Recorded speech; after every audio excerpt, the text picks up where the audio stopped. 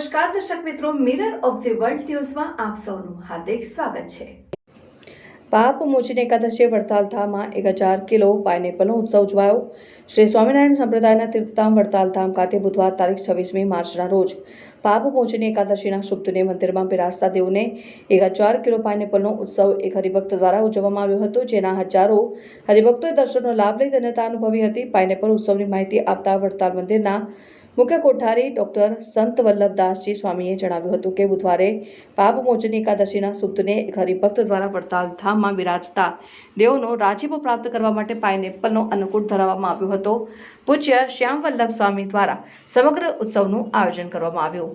સવારે 8 વાગ્યાથી સાંજે 6 વાગ્યા સુધી હજારો હરિભક્તોએ પાઇનેપલ ઉત્સવના દર્શન કરી ધન્યતા અનુભવી હતી અને પાઇનેપલ પ્રસાદનું સાંજે વડતાલ ધામમાં ફરજ બજાવતા કર્મચારીઓને વિતરણ કરવામાં આવ્યું હતું, જે પ્રસાદનો લાભ લઈ કર્મચારીઓએ ધન્યતા અનુભવી હતી।